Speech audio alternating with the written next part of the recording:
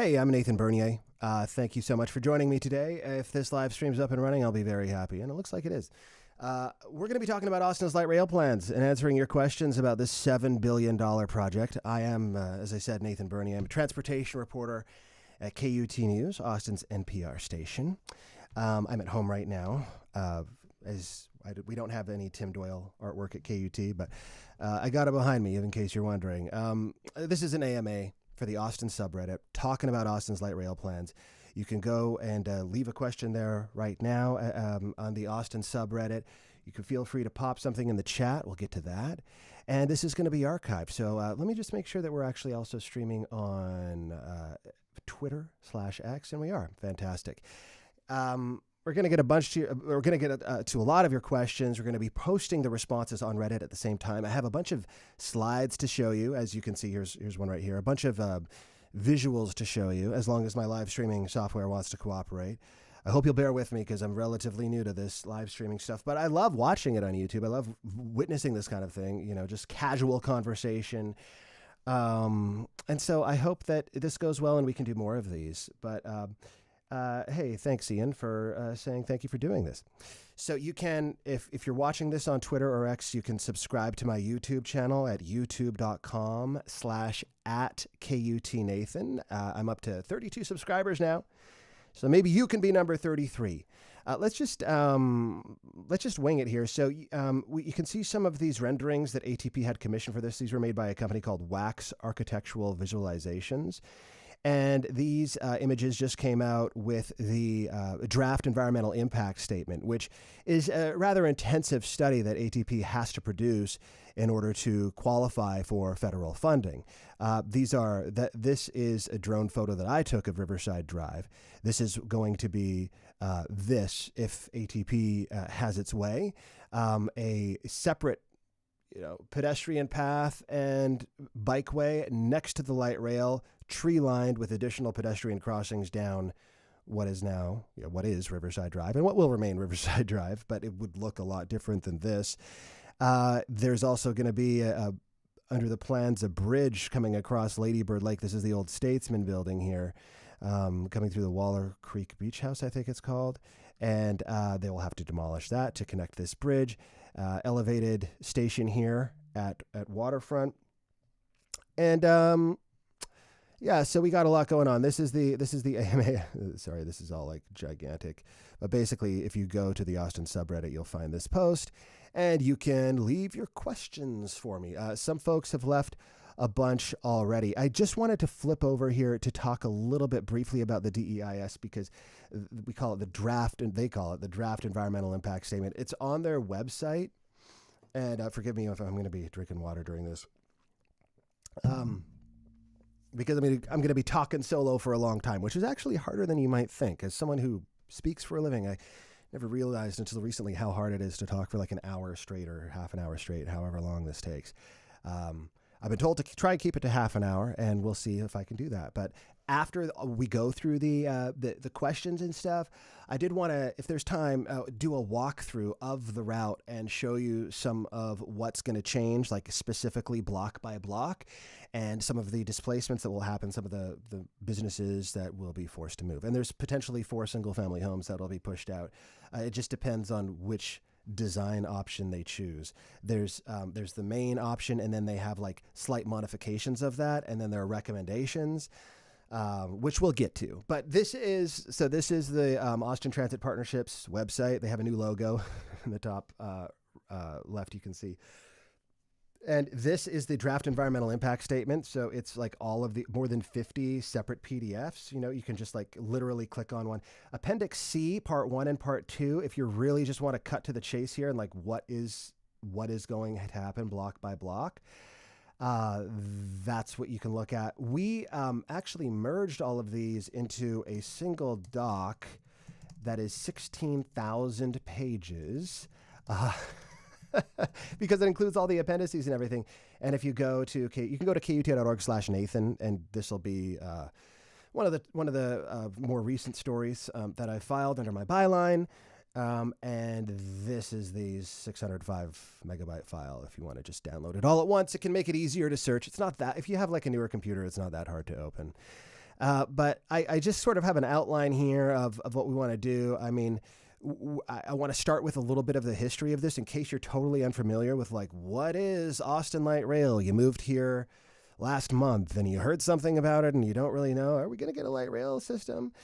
Just to give you like top headline stuff, it's, well, let's go back in time a little bit. So we'll start with, this was the original map presented to voters prior to an election in November 2020, in which people, a majority of voters, approved a tax increase. I believe the largest single property tax increase in the city's history, to fund the largest transit expansion in the city's history. And this is it. The purple lines are bus rapid transit. They're running a bit behind schedule, but 2 of these are due to launch this year with reduced service this spring, and then with the full 10-minute electrified service in 2026. But what we're talking about today is not so much that. Excuse me. We're talking about light rail. By the way, let me know if you can hear me, if everything is cool, and the levels are good. Ian, I see your questions in the chat. Those are great questions. Please, anyone else, we'll try and get to those. And anyone else, please pop your questions in there. Would love to talk to you. So, okay, back to this PDF. This was the original plan, totaling 20.2 miles.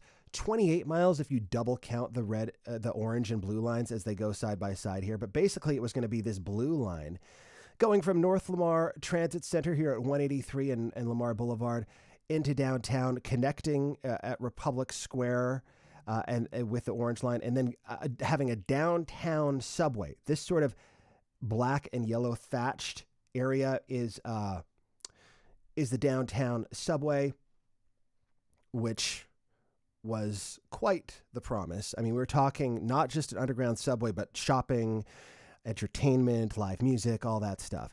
The blue line would have gone all the way out to the airport. And then the orange line from North Lamar Transit Center down to Stastny, with the plans to extend it to Slaughter Transit Center. And this is also a plan to extend it in the future up to Tech Ridge up here. And then there's some other stuff here. This green line is like a commuter rail line that is still planned, but far off in the future. And then the red line is the existing red line, the Metro Rail that already exists. Or sorry, now they call it Cap Metro Rail. They sort of rebranded last year. So this was approved. This was this is a sort of a boring document to read, but it's very important. It's called. This is the contract with the voters. This is the city council resolution. A couple important things to highlight in here. They do say, I don't know if you're familiar with council resolutions. Basically, the where you could just sort of ignore the whereas and the be it resolved and just read, like they're just saying, this is because of this, because of this, because of this, because of this, we're going to do this. Be it resolved. And one of the things they pointed out was, we clarify that, by the way, if this requires modification, we can do it if the council and Cap Metro board agree. And they also talk about down here, and, we're going to be collecting this property tax until we've paid off all the debts incurred to build this system, and the funds are no longer required for operations, maintenance, or state of good repair for assets funded by ATP. I believe that is basically indefinitely. They are still planning to use those funds to pay for the operation of light rail, because it's a subsidized transportation system, just like highways or roads are subsidized, except for certain toll roads, but otherwise they're paid for by the public. And they say that they acknowledge that any of these bonds have to be reviewed and approved by the Attorney General of the state of Texas, which has become somewhat of an issue, and we can touch on that. And then this was the actual proposition on the ballot, and the tax rate increase. And they had this document here that explained, well, this is a website, an informational website prior to the election that explains what they were going to do. The transit's tunnel downtown, new bus rapid routes. Project Connect, this is called Project Connect. And it is mainly light rail, but it's not only light rail. And there's other stuff going on. They're doing a lot of this stuff, these, circulators. They're doing on-demand transit. They're building park and rides. They are devoting money to this anti-displacement effort, which we're going to touch on. And there's obviously a tax bill impact. This was back then, for a $250,000 home, be about $219 a year. $500,000 home, paying an extra $438 a year in property taxes. So, everyone has a vested interest in this transit project.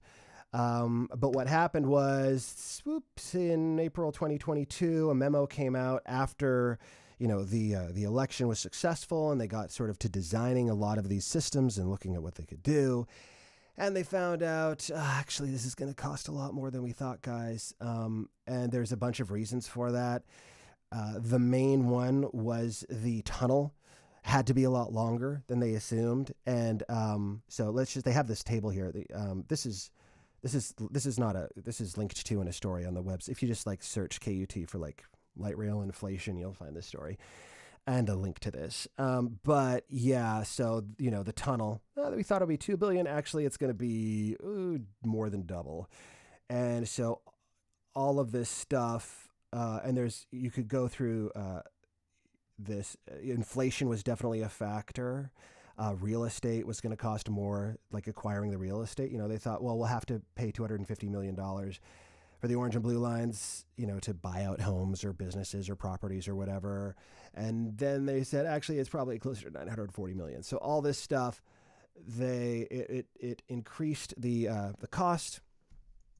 And eventually what happened was, this is actually the DEIS. You can see down in the corner here, 16,335 pages.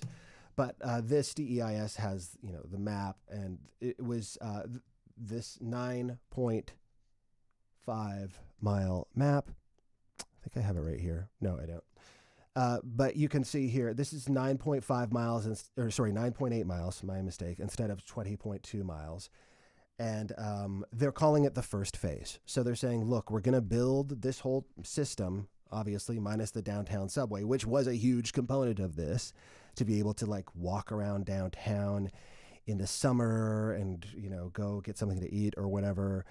If you've ever been to somewhere like Montreal, where they have basically an underground shopping mall connected to their metro rail, their subway, where I lived for 5 years, and it's great. And in the winters, it's a mall. It's not the most culturally eclectic place in the world, but that was the promise for Austin, was to have some kind of underground concourse. That's not going to happen. There's not been any talk of that happening. I've asked, technically it would be possible if they wanted to do that in the future, but that's not in the current plan. So this is their phase one plan. There's a catch though. Whenever you hear them say phase one, look at this one. So this was the initial investment, is what they called it, and then they changed the name to, now we're calling it phase one. So yeah, they're going to do the other stuff, but there's no funding to build anything else. There's money to design the additional pieces of this system. So this would be Austin's starter light rail system. And if you're unfamiliar with light rail, how is it different than bus?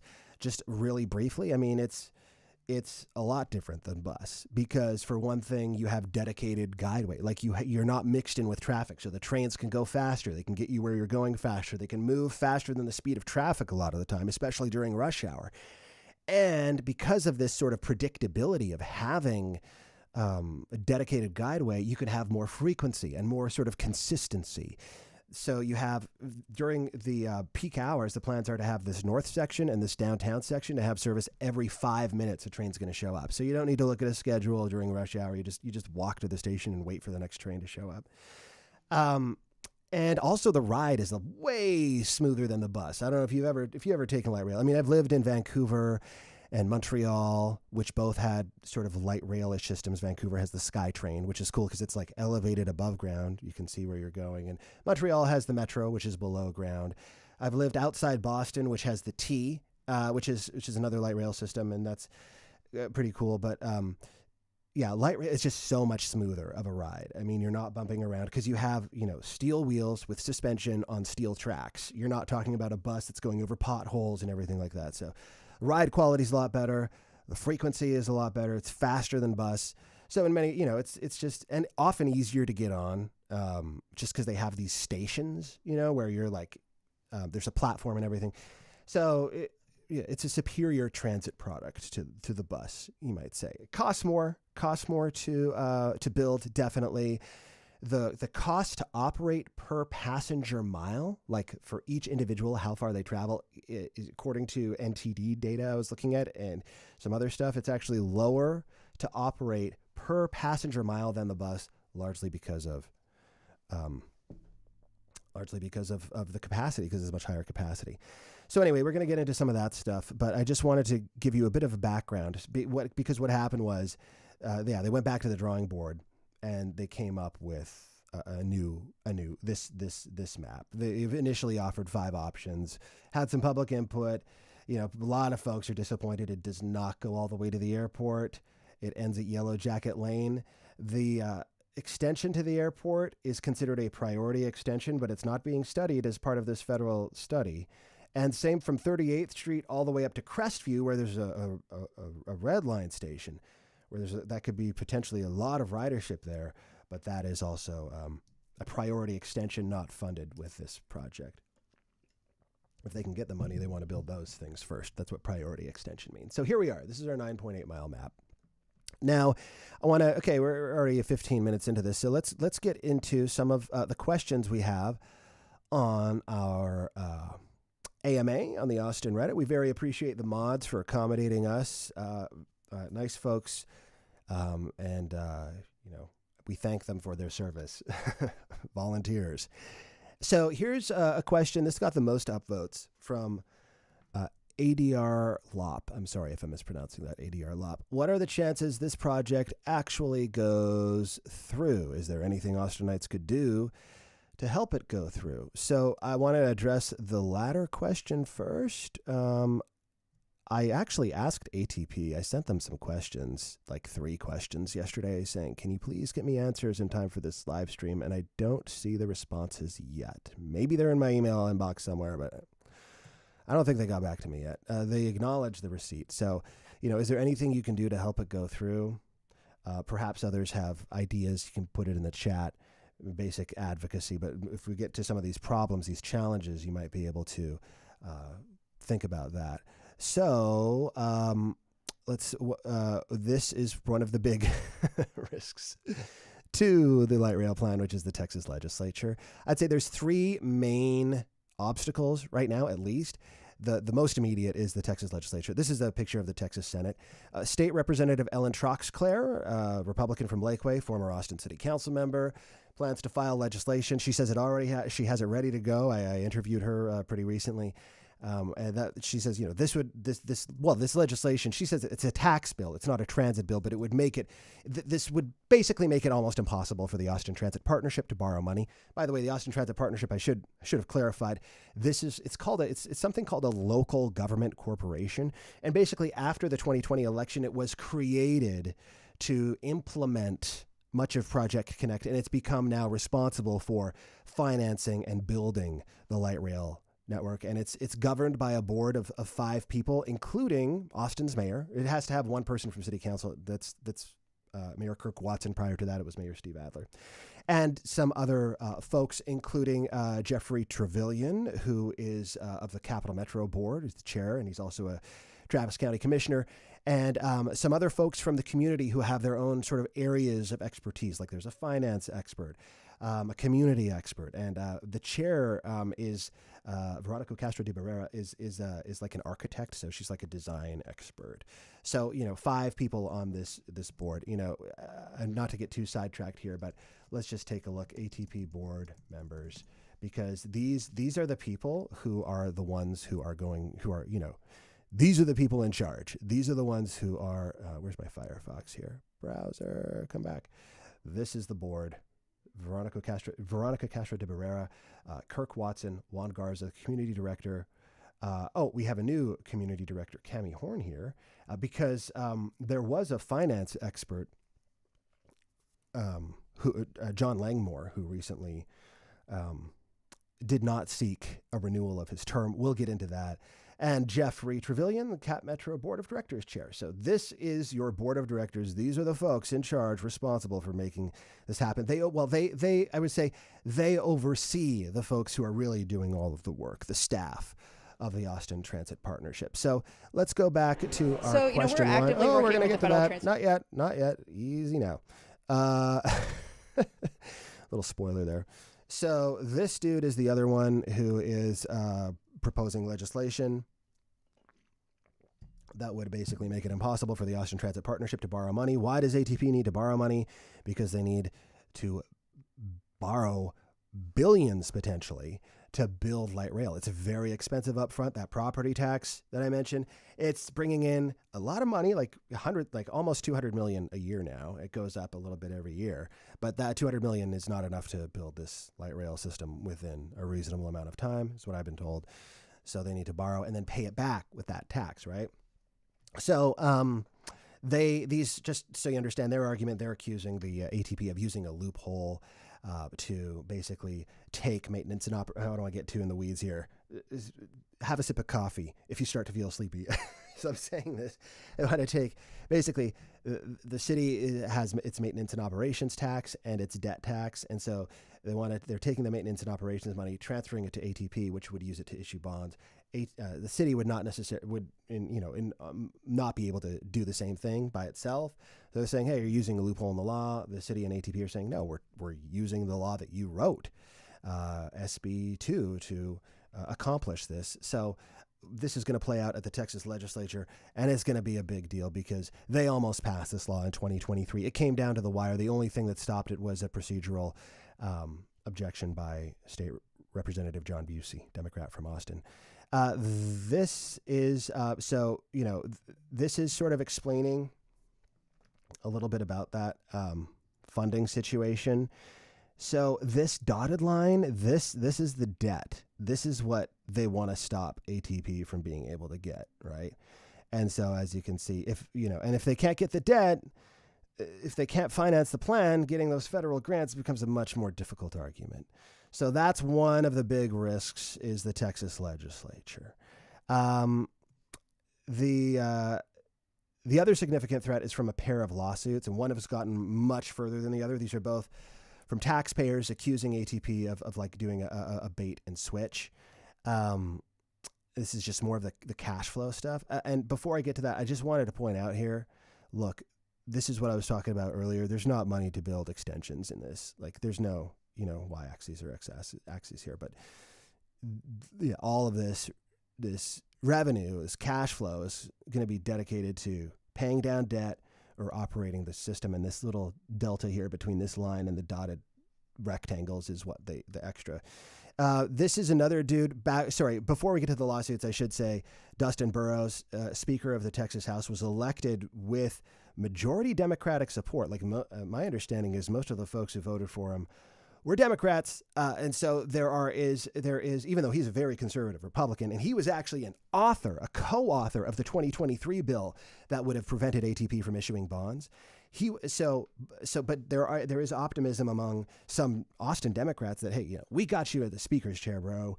Why don't you do us a solid and not let this bill pass? I asked Troxclair about that, and she was like, no, he's a tax hawk. She didn't use the word tax hawk, but he's very fiscally conservative, and was a co-author of this legislation last time. She doesn't think that's going to happen. Texas legislature meets once every 2 years. The session began earlier this month, and so I guess we'll know by May or whatever what's going to happen next. Now, earlier this week, so the second one are those lawsuits I mentioned. The second threat, Texas Attorney General Ken Paxton is supporting the plaintiffs. That suit is before the Texas Supreme Court right now. And they're set to rule on whether a trial on the merits can even proceed. So that's going to take a while to resolve. One of the lawsuits kind of made it further along the way. The other lawsuit was somewhat dead in the water. I mean, the Travis County Judge Eric Shepard dismissed it with prejudice, but Bill Ailshire, the lead attorney on that, says he's going to ask the judge to reconsider because from his perspective, it's a valid argument, although he does acknowledge it is somewhat novel. So we'll see how those proceed. And the third threat, I'm going to let you guess what it might be. Take a guess. Number 3, to Austin's light rail plan. I think possibly the Trump administration could not release federal funds. I mean, this project counts on the feds to foot up to half the bill, as we can see back here on this slide. You can see, this is the federal funding, and this is the debt funding. And this is sort of pay as you go. Prop A funds doing whatever. So I was actually earlier this week at an ATP open house, and I spoke with Jennifer Pine and Lindsay Wood. They are both high-level executives. They're executive vice presidents, I believe they're called, at ATP, top officials there. And so I asked them about the pause on federal grants that happened earlier this week that was then lifted temporarily by a judge. And then the Trump administration rescinded the memo from the OMB, but said the executive order remains in place, but it's being stayed. So it's kind of confusing, and it's caused a lot of chaos for folks. But here's what Jennifer Pine and Lindsay Wood said about the Trump administration. Let's take a look. So, we're actively working with the Federal Transit Administration right now. We're in the pipeline, but our grant process takes a couple of years. So any freeze like that doesn't have any impact on our work right now. We're not relying on federal funds for this work to advance the project. Right, so you're good for now. Any indication whether the Trump administration would be, or an FTA under the Trump administration would, be more or less favorable to a major infrastructure project like this in Austin? So we're going to continue to work with the DOT and the FTA, of course, as we have been. And I'll say that, the New Starts grant program has been in place for decades, including through the last Trump administration and all the other administrations. So we anticipate we'll continue to work with the folks who are in office to continue to kind of further the cause of infrastructure. And we see a lot of benefits of the light rail. In addition to the mobility choices that it gives people, it creates jobs. It brings federal dollars to Texas and into our local economy, and really boosts our entire city in helping us continue to grow. All right, so there's that. Question. The answer to question number one, I think, three major challenges. The most immediate is probably the Texas legislature. All right, question number two from, I think it's Hulkamania. How much have we spent so far, and what has been accomplished with that spending? Excellent questions. And hey, you know what? I actually put this, I had an answer, but I did send this is one of the three questions I sent to the Austin Transit Partnership, because a lot of this info is in their budget docs, but I've not had time to fully go through and examine all of those. And I will say ATP's budget docs are not as detailed as Capital Metro or the City of Austin or other budget docs I would typically look at. So I did want to ask them, and I just got the email a couple minutes ago. And what would happen to light rail? Well, okay, so there's not an answer to that question. But I do have an answer to another one, which is what can people in Austin do to support light rail besides participating in the DEIS? So this is back to question one here. This is their answer from ATP. Beyond participating in the draft EIS process and submitting comments, Austinites can support the light rail initiative in several ways. Stay informed and share your excitement on social media. When you see conversations happening on social media, other forums, make it known you support light rail, blah, blah, blah, and all that stuff. Number two, collaborate with advocacy groups, join or support transit advocacy organizations working to promote sustainable transportation solutions in Austin. They can provide resources and organize and so on. And then engage your community and advocate for light rail. Participate in local discussions, community meetings, and social conversations to show support for the project. So, get involved in your community is basically the answer there. So I just wanted to talk about this. Nope, we're on the wrong one here. Forgive me. Did I have a slideshow? So this is another image that I'm going to flip to next. This is the budget highlights from their FY25 budget. Just to give you so since the property tax has taken effect, they've collected almost $1 billion in revenue, and they. I don't know. I apologize. I don't know off the top of my head how much they have in reserve, how much of that they've spent, and how much they're holding for construction, because I know they are holding some of that money, basically accumulating it. So when they do start spending billions to build this system, that they'll have a bit of reserve. I hope that if ATP is watching, they will answer that first question that I sent them. But here's just a look at FY25. So, 193 million, 172 coming from that tax, 21 million coming from investment and other revenue, because when they do hold that money, I believe they're, putting it in stocks or whatever you do. And this kind of gives an idea of where this is going for this year.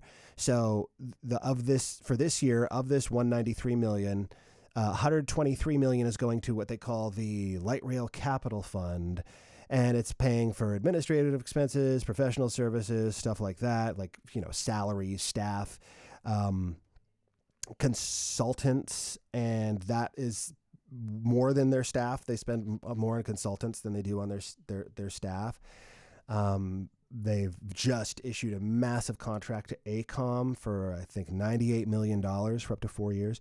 There's also, they do send some money to Capital Metro to pay for these transit lines that are being constructed. The Expo Center line, which would go from the Expo Center to downtown, and the Pleasant Valley line going from Southeast Austin to Northeast Austin. Again, they're testing the routes right now. They have buses on those routes right now. They're testing them out. They're going to launch service. This is supposed to be electric buses with service, peak hour service every 10 minutes. They're going to start with diesel buses with service every 20 to 30 minutes, I think. And then the end of line, like park and rides, aren't done yet. So again, that's behind schedule, but they do, they're sending $8 million to Cap Metro to help with that. But a lot of Cap Metro's funding is also coming from federal grants. And then they've got their anti-displacement funding, which is that $300 million I mentioned earlier. I believe they've already sent about half of that to because it's the city that does the anti-displacement stuff. And they're like buying properties. They're providing financial support to private and nonprofit developers to build affordable housing. And, they're doing marketing and stuff like that. This is that AECOM thing I was talking about. They call it their delivery partner. So helping them sort of get everything together, and then they're going to they still have to the project management, construction management team, but I believe they still need to actually hire a builder. They have another big contract to go out. So AECOM, they've been involved in lots of city projects, and they've been working with ATP for some time on a bunch of different stuff. So I'm sure they're familiar with the folks. They both know each other quite well. So let me just scroll down here. I had some notes just to make sure I hit on this. Oh yeah. So we've got the budget. AECOM, ATP sends money to Cap Metro. Those lines are delayed. Oh yeah, anti-displacement. I just wanted to talk a little bit about that, because I have not had as much time as I would have liked to cover the anti-displacement funds. It's kind of a housing story. It's kind of it is a transit story. I should talk to my colleague Audrey McGlinchey about that, because she is a fantastic housing reporter. But anti-displacement City of Austin Project Connect. So if we check out this site, we can see what they're saying their initiatives are, and they involve purchasing access anti-displacement dashboard. There was a website I was looking at. The city's website is so not fun to use. This is their dashboard to using a bunch of demographic and other data to sort of identify where the highest risk displacement areas are around these. And the whole displacement thing is, when you build a transit stop and you build light rail, I mean, it's incentivizing people to use it. It's like sort of like doing a highway expansion. More people want to drive that highway because it's better. It's like it takes less time to get somewhere. More people move. I can move further out and get to work in 20 minutes. 5 years later, everyone else thought the same thing, is stuck in traffic, and it's taking them 40 minutes to get to work, or whatever the case may be. That phenomenon known as induced demand. Well, induced demand applies to transit as well. So if you build transit stops, I've seen this in Vancouver with the SkyTrain. Build the transit stop, and sorry, I just got a message from ATP. Breaking. Sorry, they did send me an answer. They just sent it by text message. Sorry, ATP, missed that. They're going to send it by email. But just to finish this thought, the philosophy behind anti-displacement is that rising property values will make it harder for folks to pay their property taxes if they're at risk of displacement near transit stops. You can see the highest risk areas here are in pink. And so and rents could go up because people want to live near the train stop if it goes fast, especially if it goes faster than traffic, which is the promise here. Especially, during rush hour. So the city of Austin, that was part of the rationale behind that $300 million. And let's see if I could find their initiatives. Boom, boom, boom. Okay. I'm going to just take one last attempt here to find this. Okay, so here's their dashboard. Oh, yeah, this is what I was looking for. So the land development, 21, and again, I don't know how recently this has been updated, but these are the properties that the city has actually provided private and nonprofit developers with state tax incentives and bonds to, support the acquisition, rehabilitation, and construction of affordable housing. Land development. This is the land acquisition. These are these are other properties. The Austin Housing Finance Corporation acquired these multifamily properties to extend or preserve affordability along Project Connect lines. However, as critics point out, these properties are not near transit lines. I mean, they're not like 200 Woodward Street is not like, I guess, let's see. Yeah. So the transit line ends at Old Torf and Congress. So from here, you could theoretically walk to Old Torf and Congress. If you're living somewhere here, your rent goes up too high, you're displaced, maybe you could move here. I need to do more reporting on that, but that's the basic philosophy. They're saying, critics say these aren't near transit lines. What are you doing? The city says, well, we're there's going to be transit expansions. We're building along future transit lines. We're doing what we can do. And I'm taking a long time to answer these questions, but Hulkamania, I hope that gives you some idea. If you want any follow-up questions, this is going to be like a 10-hour live stream. Okay, sorry, we heard from that already. Let's go to question number 3 now. When can your average Austinite expect to step onto a light rail car? An honest timeline that's realistic. Well, that's a great question. This was the recommended program sequence. This was before the first phase, as they call it, or the initial investment was renamed the first phase and switched from 20.2 miles to 9.8 miles. Orange line, I'm sorry. You can see here, it's about a 9-year. I should show you the legend. This is sort of where we are now. We're in the NEPA phase. So this is the old one. But to answer your question, they're talking about 2033 is the date, is the year they've put out there. 2033 is when you will be able to ride light rail in Austin, with construction starting in 2027. And I think I've been asked an honest timeline that's realistic. Will it be in 2033? Will it be later than that? I would say, the project was already delayed once. Look at Capital Metro's rapid service. The Expo Center and Pleasant Valley lines were supposed to launch in 2023.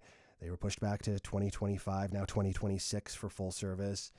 In my experience reporting on local government, things often do not run on time, but it's also very difficult to fact check that 2033 date. It is so far away. There are so many unknowns, but that's what they put out there for now. And granted, it's an estimate. This is a huge project. They can't say 100% for sure.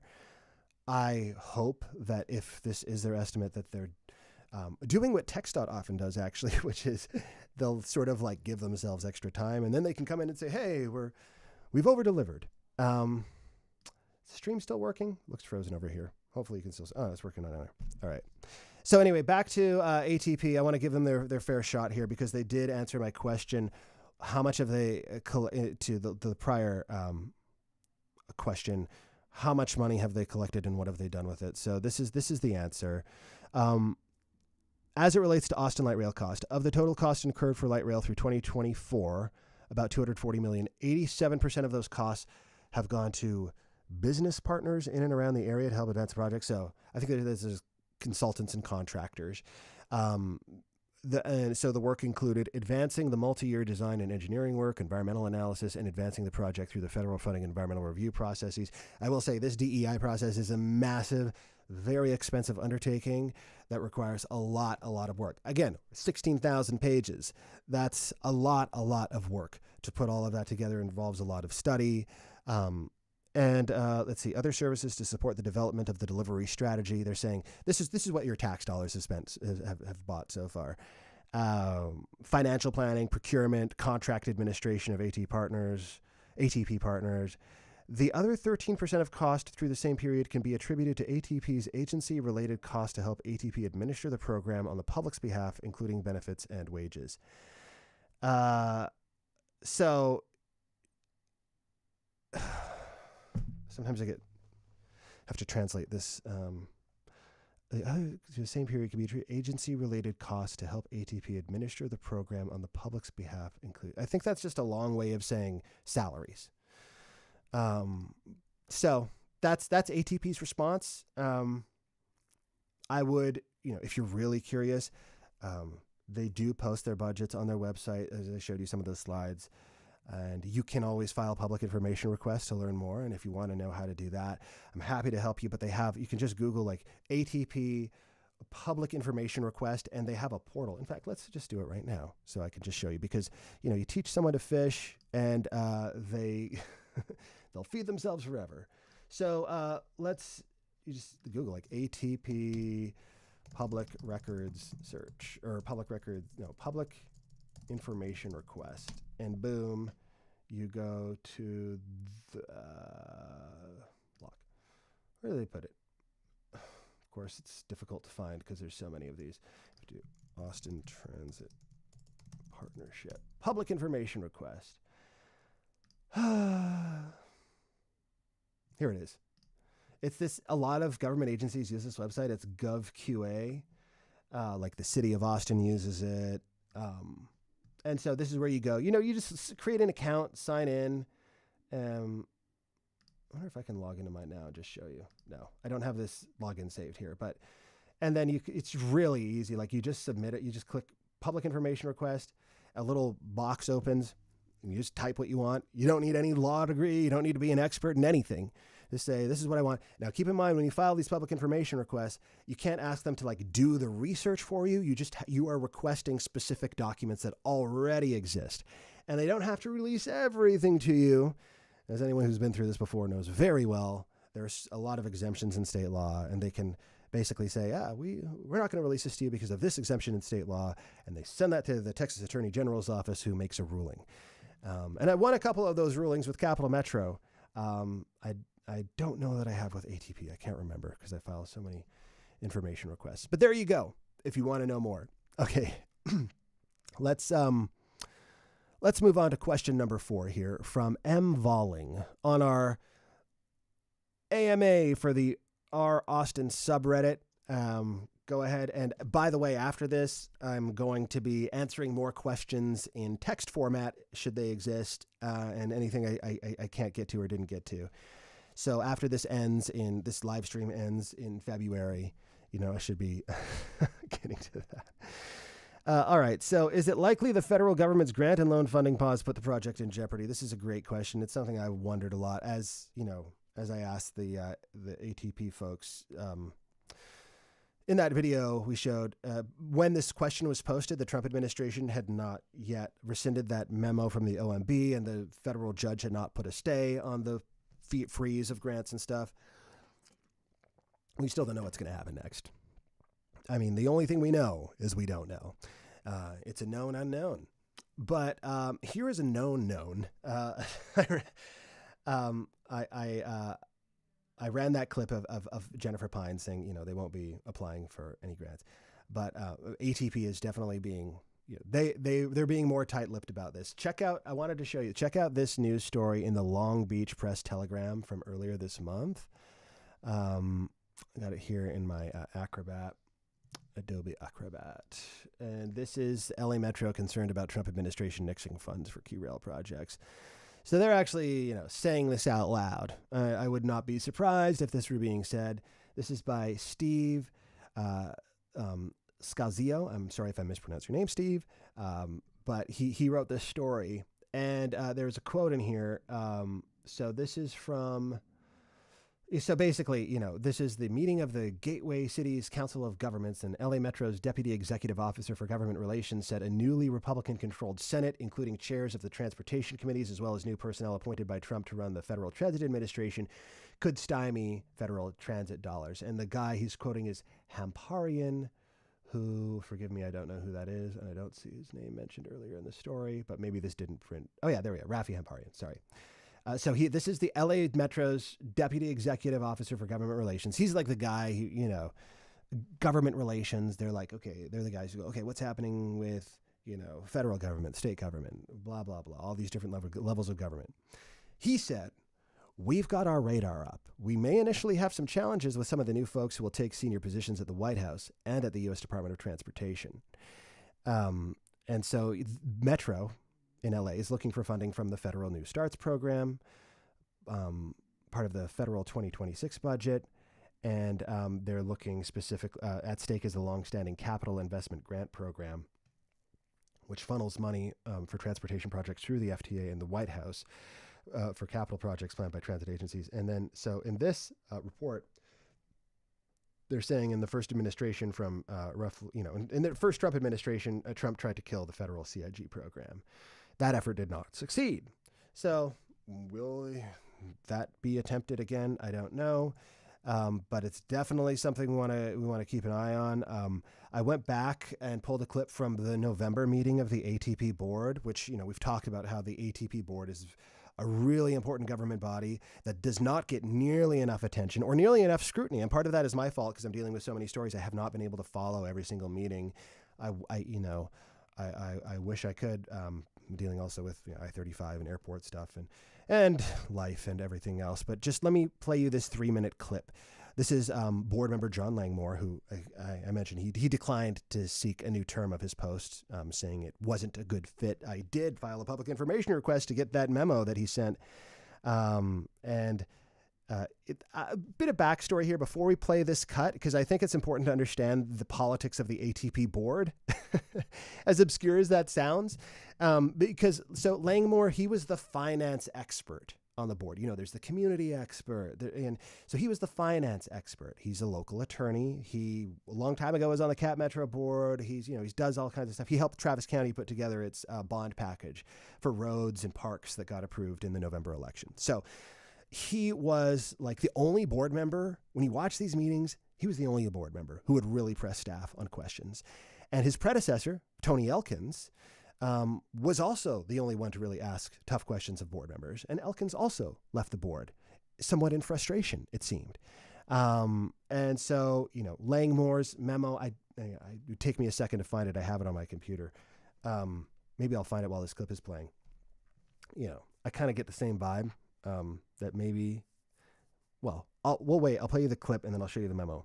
But there does seem to be somewhat of a trend here where at least 2 people, well, maybe 3 is a trend and 2 is like a hypothesis, but 2 of the people who asked tough questions to the ATP board both left the ATP board. But he did raise this issue in November. And at the end of this clip, another board member is basically telling Langmore, hey, let's not talk about this stuff.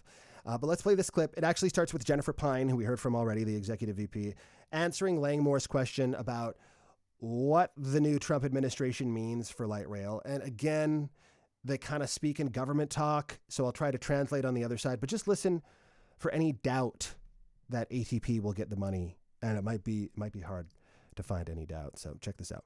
We know there'll be a change in administration, and so one thing, there's a lot we don't know about, what certain appointments will be. However, we do know that there'll be a change in personnel like there is any time an administration changes, and so that might just create a little bit of, delay in some things next year, I can imagine. But overall, we're not expecting changes in the substance of how the program is deployed, at FTA. And so the entry to engineering point, which would be a couple of years from now, that's the point at which we agree with FTA on the level of federal participation, what the grant amount would be. So a lot of the readiness work and the development of the cost and the project and the associated cost and schedule that we'll be doing is to inform, that decision point in a couple of years. So it's completely reasonable, and we expect that a full funding grant agreement would be more of a 2027 type timeframe. Got it. That's what I thought based on all of our previous discussions. That's John Langmore. Does the FTA get a big pot of money when isn't the transportation bill, like a multi-year transportation bill, going to be passed in 25? Well, knock on wood, going to be passed. But it's up to be reauthorized in 25. Is that correct? Mm-hmm. And the FTA, does the way that, you're going to have to remind me, there was a point in time, back in our Cap Metro days, I would have known some of this, but they get a certain pot of money that then becomes competitive for all of the transit projects around the country, and that's subject to what Congress decides when they reauthorize the transportation bill? So we would look for kind of continuing funding for these projects, but then the FTA will recommend projects for funding, and there is a congressional appropriation, stage. So there's a number of different steps to it. Okay. So for us, we'd be looking in a few years to kind of put that puzzle together. Okay. Yep. Thanks. And just regarding the incoming administration, I'd rather not get into that. If you want to talk about different scenarios, absolutely, but guessing what may or may not happen, depending on who's there, to me doesn't make any sense. Yeah, to me, I just want to understand the process itself, to understand what, how it works. All right, so that's the cut there. And basically what you heard was, they won't be looking for the grant for a couple years. Langmore says, well, the transportation funding bill needs to be renewed this year. And Jennifer Pine says, the FTA will recommend projects for funding. Congress has to appropriate that funding, so they'll be looking in a few years to figure that out. And, things could change, or maybe not. Maybe they won't change. But board member Juan Garza says, why ask these questions when we don't know the answer? And I think the translation is maybe like, do we need to can we fly below the radar here? And Langmore's like, well, I just want to understand. So I found the memo of the email that he sent to the board chair and Greg Canale, who's the executive director of the Austin Transit Partnership. It's polite. It's very formal. And so he wanted to let them know he's not going to be seeking a replacement for his board seat, wanted to give them a lot of time to find a replacement. He'll be serving out his term, blah, blah, blah, blah, blah, blah, blah. The money quote is, while I deeply admire the respect the team you've assembled to deliver Project Connect, I simply couldn't find my place as a board member. And it looks like, has this been flattened? There's no tech. I don't know why I can't highlight any of this, but I simply couldn't find my place as a board member. It won't be the first time my style wasn't a fit for an organization. For me to remain on the board would be a disservice both to myself and ATP. So I think what's going, culturally it didn't fit. And he's the guy asking tough questions. And he said, I couldn't find my place. It wasn't a fit. We don't know what goes on in executive session, what kind of conversations they have. That's what we know. And this was acquired through a public information request. And this is another thing that almost did a story on this, but it's like ATP board soap opera. We know how much interest there is? Maybe you can let me know. Let me know in the chat. So that's M. Volling. That's a great question. Great question, M. Volling. So that was question 4. Let's move on to our 5th question. Was this the 5th question? Yeah, here we go. Why does every light rail plan always stop short of... The airport. Everyone always wants to talk about the airport. And I totally get why. You want to take the rail to the airport, you don't want to have to pay for parking. You don't want to have to pay for an Uber. The airport bus, they do have the airport flyer. It's the world's best airport flyer. I don't think so, but it does do the job. But light rail would be a lot better. I mean, let's check this out. This is the rendering of what it would look like. This was prior to the plan being shrunk to half size. I should say the first phase. I want to be careful there. I don't want to, make anyone irate. The first phase, which is the only phase for which funding is identified for construction. This is one of those beautiful renderings they were showing us. And by the way, the airport is building another parking garage, and they are leaving space for this station. If you're familiar with the airport, I believe this is where there's that piece of art of like really interesting like sculpture next to the rental car garage. And so this would come right through, and like here's like another rendering of a transit stop. You just hop off the train and drag your roller board suitcase, whatever those are called, to your flight, and yeah, it's so easy. And this is where it would have gone from all the way from Riverside Drive, Montopolis Station, Faro Station. By the way, this Faro Station, they want to move this to Grove, so there would be no station at Faro, but they would be one at Grove, closer to ACC Riverside here. And all the way to the airport. This is what we got now. Faro, again, they want to change that. Montopolis, and stopping at Yellow Jacket Lane, which would kind of look like this. This is the Yellow Jacket station. Not a super, not like a super busy place. I mean, Yellow Jacket Lane has I was there just checking it out, like what's around here. Can't fly a drone around there because it's too close to the airport, but there is an interesting like food truck and restaurant stuff here. I imagine if this Yellow Jacket station, if this is here, there's probably going to be a lot, I would assume, more stuff built up. But right now, it's not like, I wouldn't say it's like a destination, a place where people are flocking on like Friday nights or anything like that, but it's the end of the line. And then the line, this up here is it going to their operations and maintenance facility. This is a priority extension, though, as I talked about earlier. This means that they do really, really, really, really, really want to build it.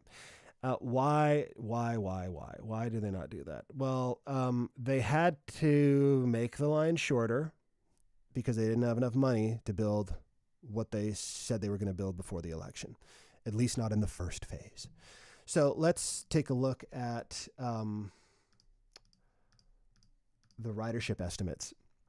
You can find this on ATP's website. It's like they have a bunch of FAQs of like finance. This is their ridership FAQ, and the bigger the ball, the more people are going to get on that station. So this was when they were considering like 5 different plans, and you can see them up top here. With 5 different, because they were like, okay, we have to make this smaller, but we want to go to the public and find out what you really want. And so these are the different 5 plans here, and the one they went with was 38th to Oltorf to Yellow Jacket. And I can see why. There's a lot of reasons why they would do this. One of the ones is, look at airport here. Look how tiny this little circle is. I mean, they're talking about, this is in the year 2040, they're projecting like less than 1,600 trips a day from the airport, which sounds like a lot, but then compare it to, somewhere like UT up here. We're looking at more than 6,000. And look at this, Crestview, where they did not build to. Also, that would be one of the, if not the largest, the most busy transit station in the entire system if they had built this far. But that's just a priority extension, like the one to the airport. I will say this about the airport extension. I will say this about it. I understand there is low ridership. There is immense political support for it. This is their engagement report after they went to the public with these 5 plans, and they asked everyone what they thought, and then they compiled what everyone thought into a report. And if you just go through this, you can see top themes: airport connectivity. This is broken down by demographics, but basically for self-identified Black, Indigenous, people of color participants, access, airport connectivity, cost, and ridership. From self-identified low incomes residents, the top theme was the airport. From current transit rider participants, one of the top themes was the airport. The airport, the airport, the airport. Everyone, I'm saying airport a lot because I always get asked about this. I'm sure ATP does all the time as well. And there was a question earlier in the chat about, and I refreshed my Restream page here, so I lost those. But maybe I can bring up the YouTube. And does it save the chat? Yeah, it does. So I don't want to play my chat back to you. All right. Well, I can't find it right now. But someone had asked, what is the city doing to increase the perception of this, to sort of help with the PR? I mean, they're doing a lot. They've hired ECPR to help them. They've hired 2 public relations firms, Bowie and ECPR, who definitely try and shape public opinion and shape news coverage. And that's their job. And, they're successful PR firms, and they work hard at that, and they're pretty good at their jobs. Okay, sorry. This is from Bosco the Savage. I found the chat, y'all. What is the city's strategy for managing perception of the project? Is it influencing how they build it? So I just wanted to bring that up because when you look at the map, right, which I had right here, it goes down to Oltorf, right? It goes down to Oltorf. And I know a lot of people, look, I'm a South Austinite. I understand why Oltorf would be an important destination. But then when you look at this, Oltorf, it's a tiny little green dot. If they were trying to maximize ridership, maybe they would do this one. But then you don't get anything. North Lamar Transit Center to Pleasant Valley, you don't go to Oltorf. You don't go to SoCo. And I wonder, and the question has been asked, how much, building citywide support for this, if you don't have anything at all in South Austin, what the impact would be on public support for this map.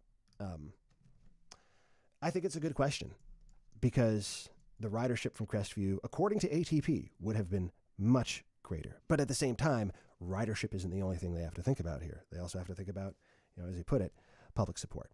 All right, let's move on to question 6. This is fun. I hope you guys are having fun. I'm really enjoying talking with y'all, and I want to do more of these. And so, subscribe. Let's see if we're going to take a subscribe break here. Ooh, I got 33 subscribers on my YouTube. 34. Wow. Okay, let's see who'll be number 35. And only 3 likes. What? Come on. Well, people are watching this on the YouTube channel as well. So, sorry, on KUT's YouTube. I got a lot of stuff going on in my head, like 4 screens open in front of me, 5 if you include ATXN, which I got on computer here. So I'm sorry if my wires get crossed from time to time, but I'm having a lot of fun, and I hope you are too. Now, let's keep going. Also, I brought a Diet Dr. Pepper with me, and if I want to go real buck wild here, I might crack this, have a sip, but I'm a little worried about the carbonation affecting my ability to speak politely, we shall say. All right. Austin subreddit AMA 2025 light rail. Let's get it going. Question number 5. I'm going to make a comment, says, great username. Thanks for doing this. I have a few questions off the top of my head. What's the literal earliest I'll be able to ride a new rail line from Project Connect if everything goes perfectly? Kind of answered that one already. What's the cost per mile of this project? And what will happen if there are no federal funds matching for PC? Okay, so we kind of got to 1 and 3. Let's talk about number 2. What is the cost per mile of this project? So it is before I show you that slide, I just wanted to tell you this is, rough. Let's do the rough math. So 7.1 billion, including inflation, 9.8 miles. So just for simple math, let's just say 7 billion and 10 miles, just to make the math easier. That's $700 million per mile if you just do that simple little math right there. So how does that compare with other transit systems? Well, you know what we're going to do is, I think there might be a dog pushing at my door. So I apologize if any dogs come in here. Actually, that might boost the numbers on this stream. So maybe I should let him in. Let's see. I just don't want him to bark at you. Just kidding. He can't see you. By the way, Miles Chick just asked when this is going to be done. 2033 is when they're saying you'll be able to hop on this train. But let's get to this question from, I'm going to make a comment. Question number 6. $700 million a mile. Now, how does that compare with other transit systems? Is that a lot? Is that a little? Is that great? Is that a good deal? Is that a bad deal? Well, okay, so with the caveat that $700 million a mile figure includes buying all the trains and building the operations and maintenance facility. We're going to get to that, but I just want to bring you to this site right here, transitcosts.com. It's a very interesting site. It's a project by some professional researchers, and I just so you know where this is coming from. I always want to know where my data is coming from. Ideally, who's paying. You always got to ask. Anytime you hear an expert on the radio, who's paying them? Anytime you read anything, who's paying them? So this is the NYU's Marin Institute of Urban Management, and they have researchers around the globe.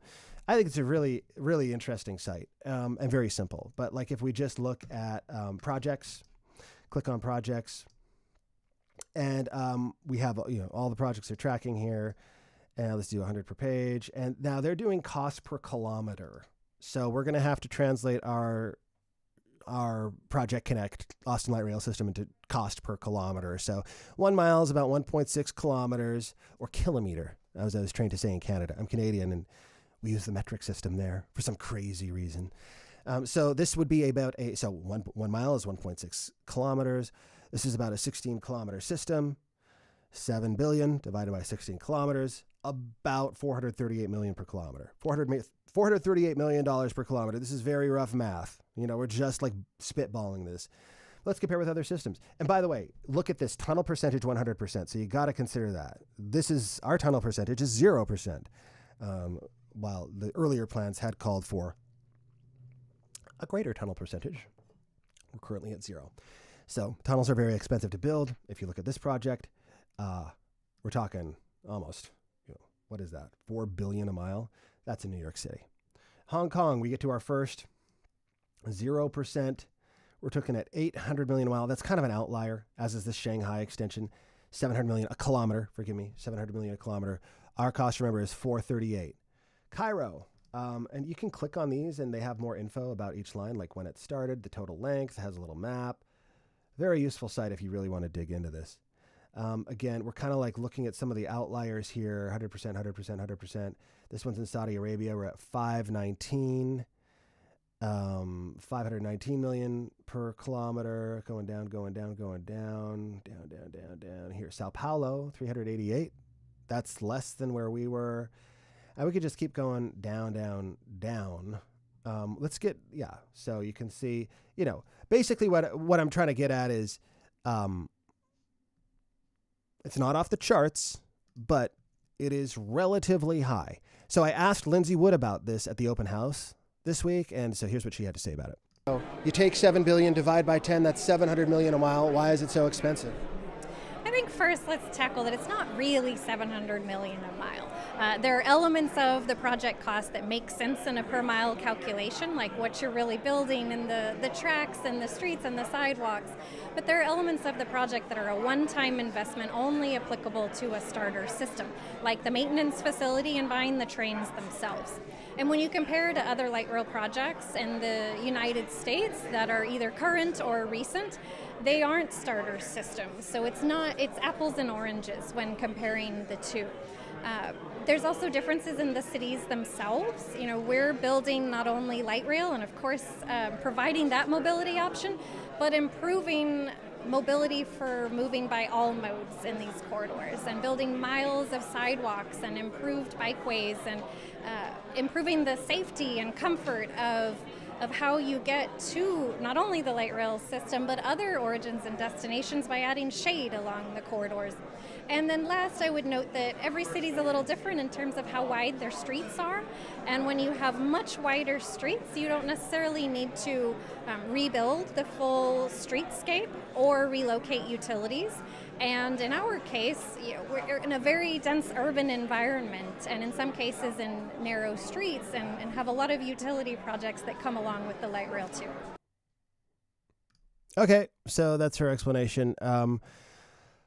Let's do that. Let's go ahead and this is what I want to show you, right? So let's look at this. This is from their finance FAQ that's on their website that came out in 2023. This is posted, but she advised me to go look at this to get a better breakdown. And so again, they have like the five options up top. If we do this, they're doing 38th Old Torf to Yellow Jacket.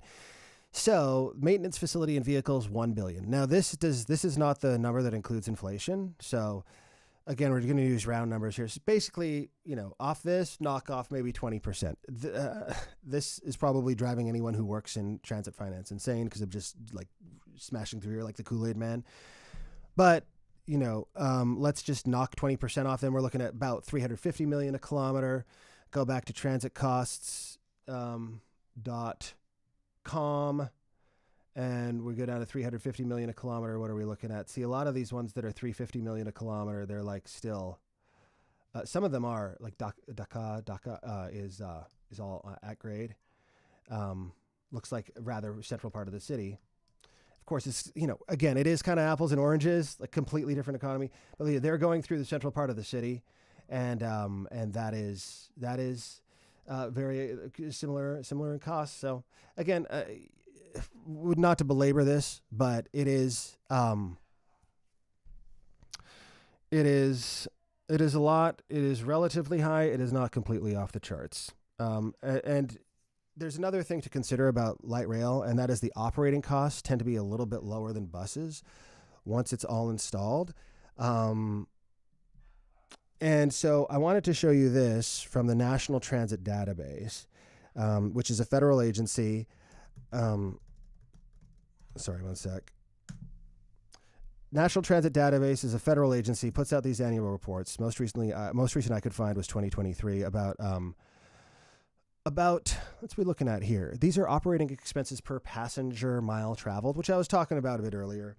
Light rail is, while it is way more expensive per mile than bus. I compared it to if you compare it to the bus rapid transit lines per mile, I calculated something like 200 times more expensive. It is a much better service relative to bus in terms of like passenger experience, customer experience. Although the ATP folks are difficult to get them to talk smack about buses because it is part of the network. It's part of the whole transit network. But anyway, I digress. The operating expense per passenger mile traveled by selected mode is lower than bus, a little bit lower than bus. So in the long run, maybe you'll save some money. And if you can I think the main reason for this per passenger mile traveled, which is a great metric, not the only metric though, but it's a good one because it includes the distance of the trip, not just, and it includes, sorry, I'm getting a message here about, I hope you can't hear my dog barking in the background too much. If so, I might have to go get him and bring him in here.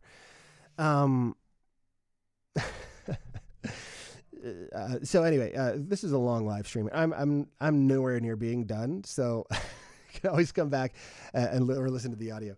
But anyway, it is more cost effective when you look at it that way. But you really have to weigh, like, do you want to have a higher quality, more frequent ride that costs a hell of a lot more to build, and maybe you save some money in operations, or do you want to just do a ton of buses that are going everywhere and you're rattling around on that bus that's hitting potholes and stuff? Again, I used transit exclusively until I was like 26. I didn't even get my driver's license until I moved to the U.S. Everywhere I lived had great transit. And so I speak from experience here, even though I don't really ride the bus a lot these days. I have kids. The bus doesn't really go where I need to go and the time that I need to be there. And kids need to be picked up daycare in an emergency. I got to be there within an hour or they charge an arm and a leg. So enough about me. I'm going to go, if you'll pause for just 1 second, I want to get my dog because he's barking his brains out. And I think I want to introduce him to you. Okay. His name is Frankie. Stay right here. I'm going to be back in like 30 seconds. Take a sip of Diet Dr. Pepper. I'm going to crack, it's getting wild now here. I'm cracking the Diet Dr. Pepper.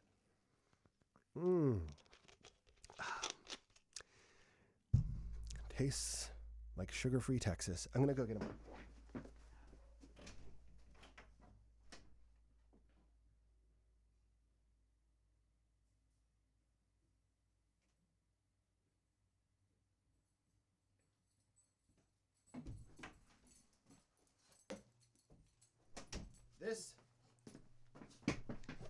Okay, I don't know if Frankie, come here. I want to introduce you to some folks. Hey, Mike. Here, buddy. This is Frankie. Say hi, Frankie. Good boy. He's an old pup. He's got that thing on because he doesn't have much fur, so he's got to stay warm. But anyway, it's getting warm in here. He's 10. No, he's 12 now. This year in March he'll be 12. I hope you're having as much fun as I am. Let's go to the next question. Flabos 44 asks, is there any risk that funding the Cap and Stitch project could prevent or at least delay the funding of light rail? I'm personally in favor of both projects, but I would much prefer to secure the light rail project over the Cap and Stitch if we can't get both. Flabos 44, great question. Another good one. Well, the short answer is no, but. If you're unfamiliar with Cap and Stitch, it's basically, this is Clyde Warren Park in Dallas. This is what they want to do in Austin because TxDOT is going to lower I-35 as part of the expansion project that's already getting underway.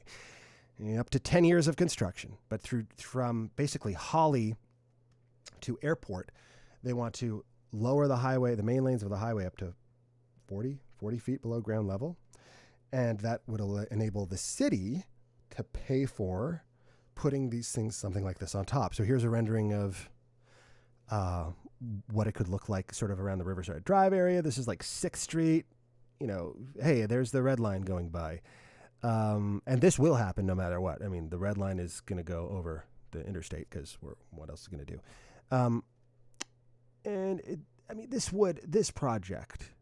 This is also a massive project for the city of Austin that would, if it actually happens, completely transform what downtown looks like, but very expensive, very, very expensive. These are where they would go. These are where the caps would go. So it's not like the whole length of the interstate, but basically, UT is planning its own, so that's a whole separate question. UT is doing that all by themselves from 15th to Dean Keaton, basically connecting East and West Campus.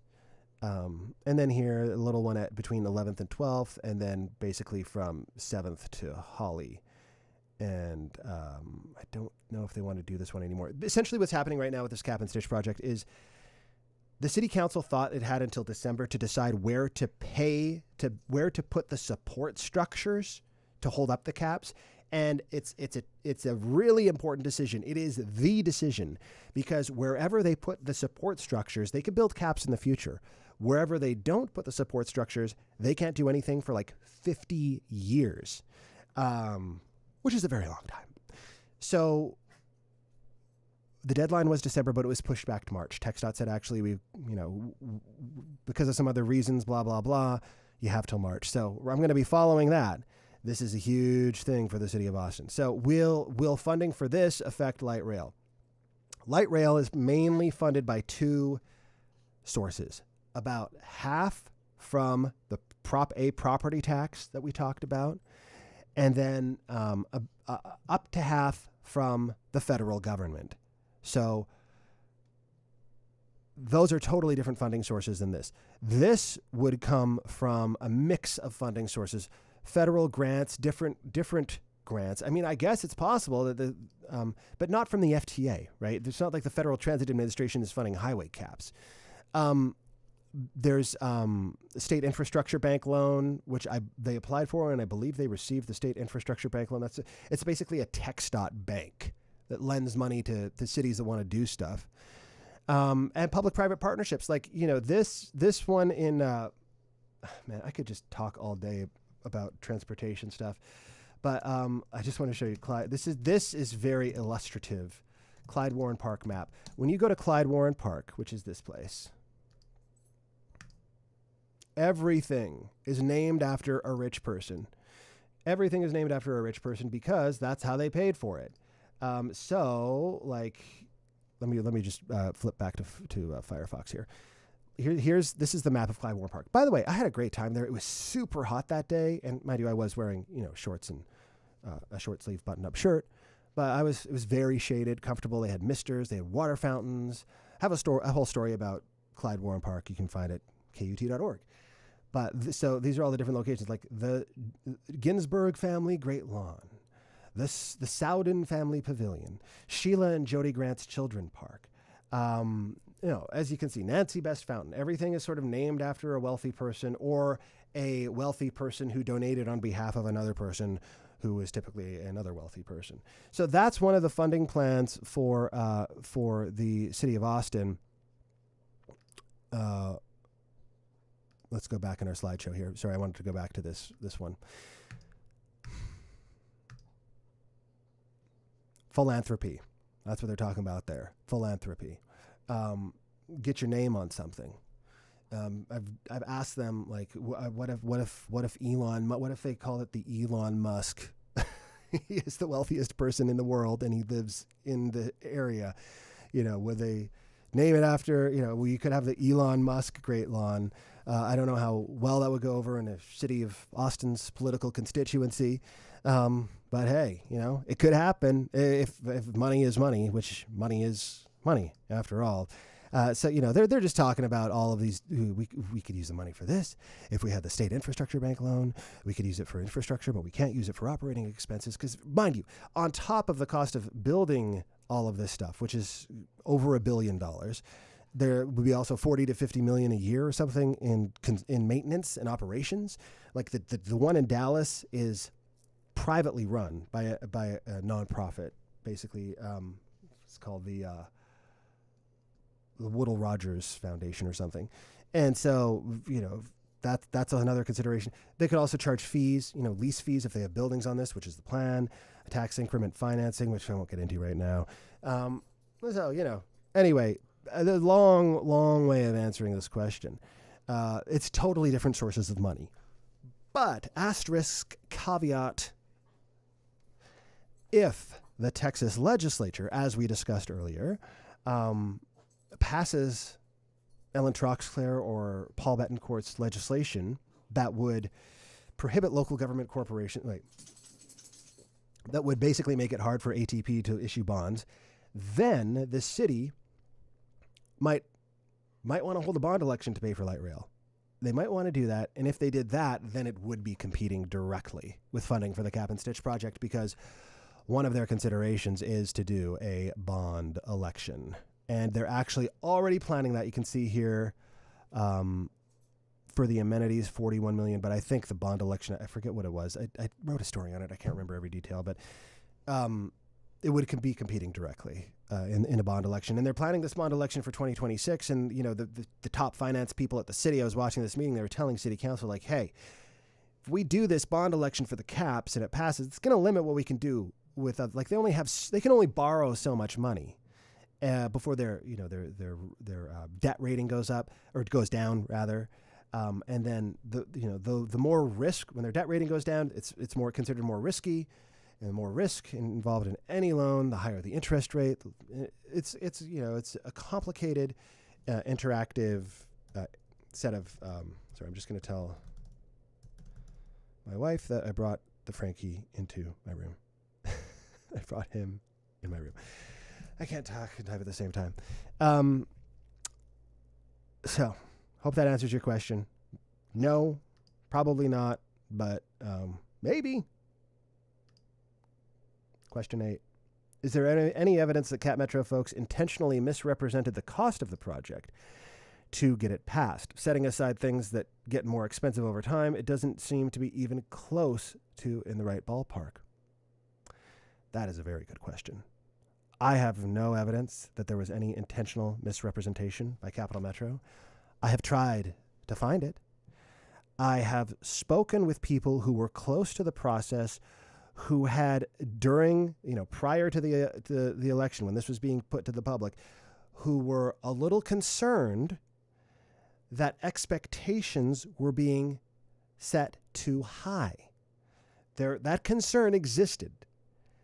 That, wait, is Cap Metro overpromising here? That concern did exist, but I have no evidence that it was intentional, there was anything nefarious going on. If you know of anything, please tell me. If you're watching this and you're like, Nathan, you're missing out this thing, missing out that thing. If you know of anything intentional, my email address is nathan@kut.org. But I will say, yeah, the cost increases were not all inflation related. It's interesting, I've heard public statements from ATP. or just conversations with officials where they cite inflation as the reason why this had to be reduced. Let's go to, well, it's deep into this DEIS, past page 16,000, is an admission that, in fact, it was the tunnel. It was mainly the tunnel. They totally underestimated how much this tunnel, how long it would have to be, and they also, by throwing in all this other stuff, like that's one of the things that was making people nervous at the time. Well, especially, when the Capital Metro under then CEO Randy Clark, who's now leads the transit system in DC, was saying, yeah, we're going to have an underground mall and we're going to have this, and we're going to have that. People were like, whoa, whoa, whoa, whoa, whoa, So I don't know. Great question. I would love to know the answer to it. Right now, I'm going to say no, because I don't have any evidence that there was any intentional misrepresentation whatsoever. But, as a reporter, I gotta ask these questions, gotta think about these questions, even if there was no intentional misrepresentation, I still gotta wonder about that and ask about it. And that's important for us to do these kinds of things, to remain skeptical and to ask those kinds of questions. All right, question 9. This is the last question I'm gonna answer on the live stream. I'm gonna get into, I'm gonna get into more, I can answer more like on the AMA, and I'll try and hit up some of these questions in the chat, but this is the last one where I've actually prepared some visuals. But I can always go back to the PDFs and website and stuff. How does this latest project's cost jive with people? This is from Kabuki Kazuki. How does this latest project's cost jive with people increasingly refusing to use public transportation? Loss of Austin ridership? Well, so the whole point of this is to increase transit use. In fact, in this DEIS here, the draft environmental impact statement, see if I can just find it. They're saying that the light rail would connect to Cap Metro bus. So they're expecting nearly 29,000 trips would be made on the light rail each weekday, with more than 40% of the trips new to transit. It's not outrageous to think that light rail will draw a lot of people to transit who don't need to use it, because it's just objectively better in most circumstances, maybe not all. Everywhere I've lived, just from my personal experience, it's always better. It's always just more enjoyable to take a rail than a bus. Not to say buses aren't important. They provide a very essential service at a much lower startup cost. But it could boost transit ridership. And there's one other thing I did want to show you, Kabuki Kazuki, which is the ridership dashboard for Capital Metro, because this shows us something kind of interesting about what's happening with Capital Metro right now. This is something you can just go and find yourself, although you kind of have to do a couple clicks because the Google result doesn't take you right to it. But this is data on Capital Metro's site about who's riding the bus, what routes are they taking, when are they taking them, are they riding the bus, are they riding the train? If you're ever curious, go to this website, capmetro.org/about/performance-dashboard, or just Google, Cap Metro dashboard.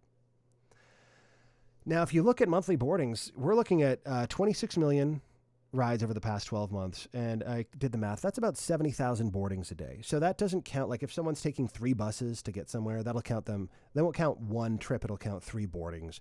It's easier for them to do that because they can't always tell, like, when someone's getting on a bus. Were they on the last bus, like without some kind of facial recognition? Or maybe, with the new payment system, they'll be able to do that a little better because they're starting tap to pay.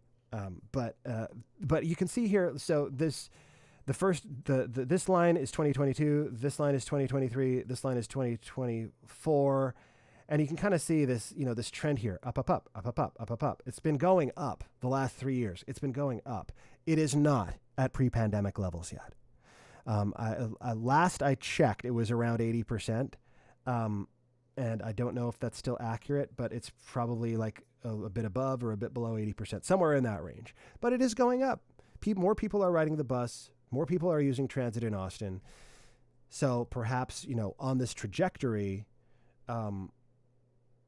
more people would use transit. And the other factor to consider is if you have all of these people suddenly taking light rail who are new to transit, it's not going to take them exactly where they want to go. They may have to take a bus, so that could increase bus ridership as well.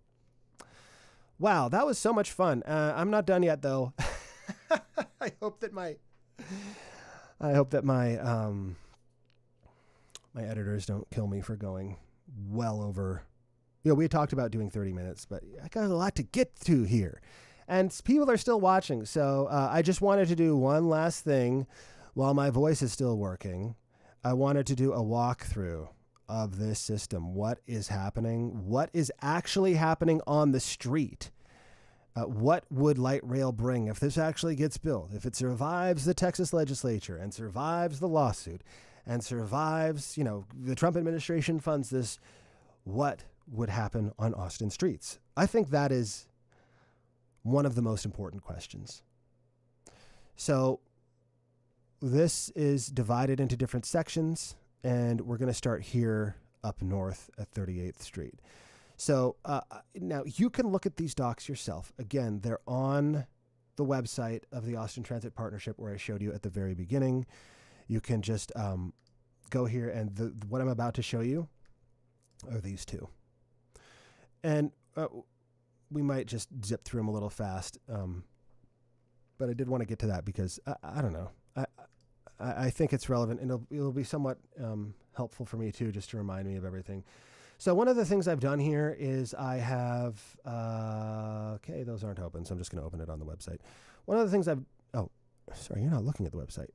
One of the things I've done is I've actually gone, so the Austin Transit Partnership is not required to state which businesses and homes would be displaced, specifically the addresses, but they do provide a count in their draft environmental impact statement because they have to talk about the effect, the effect of this, and this is their acquisitions and displacements technical report. I went through so many pages looking for a list of properties because TxDOT does that.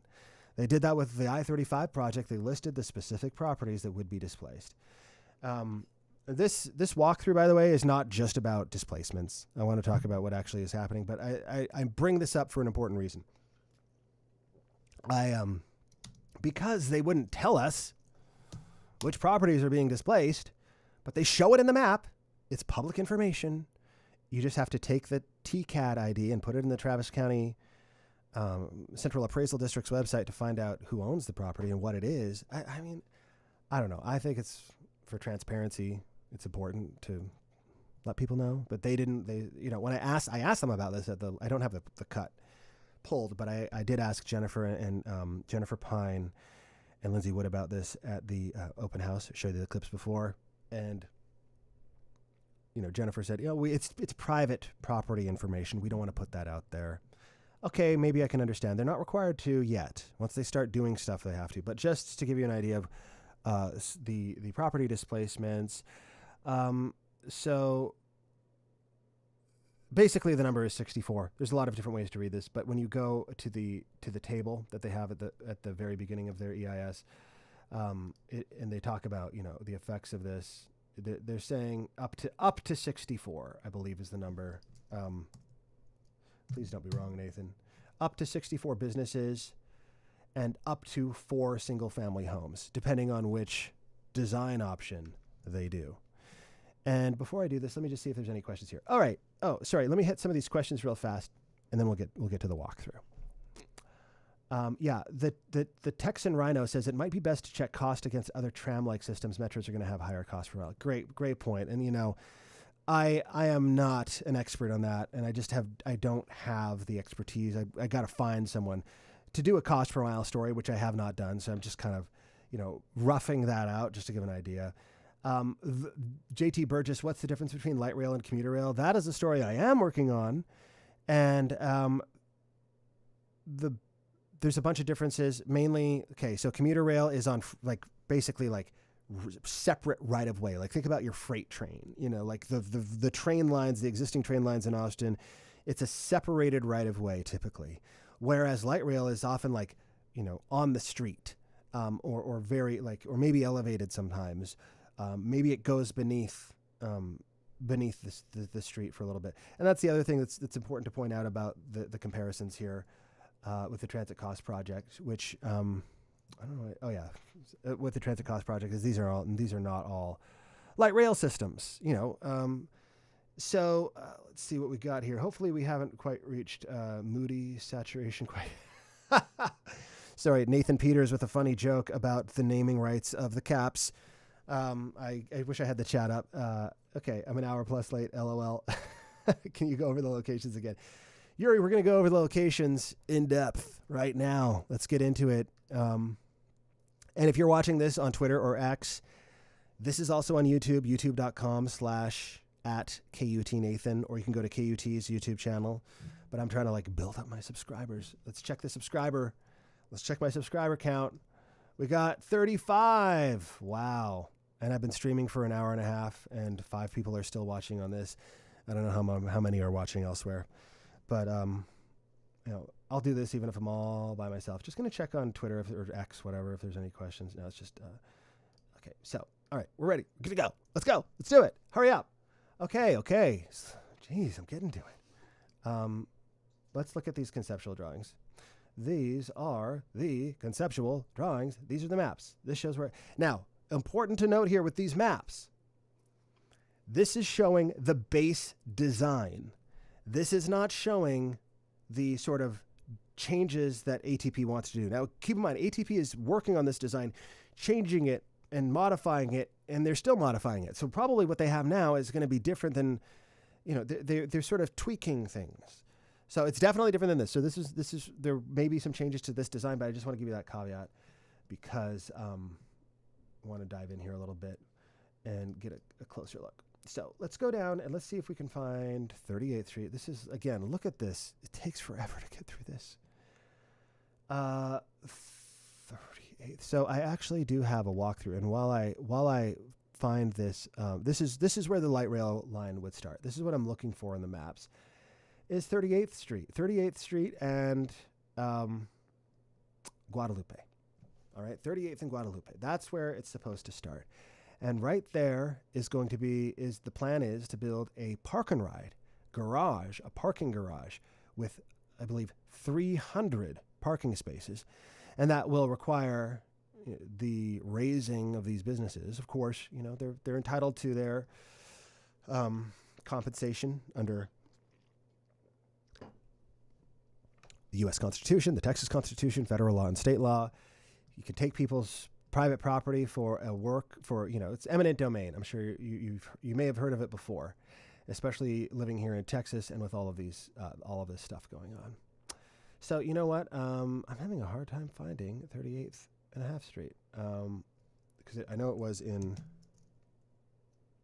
38. I'm like one of those Twitch streamers with the 5-hour stream here. I swear I'm not striving for that. I just did want to get through this material. I spent a lot of time putting together the responses, and I also got some drone shots from many locations along this route. So I want to kind of show you the map while I'm showing you the drone shot. And there's going to be some reconfigurations of local streets as well. So, for example, like Guadalupe Street, it's going to be closed to conventional traffic, cars and trucks. It'll only be like buses and bikes and pedestrians, of course. So, if you're driving, you won't be able to drive down the drag anymore under this plan. You would basically go down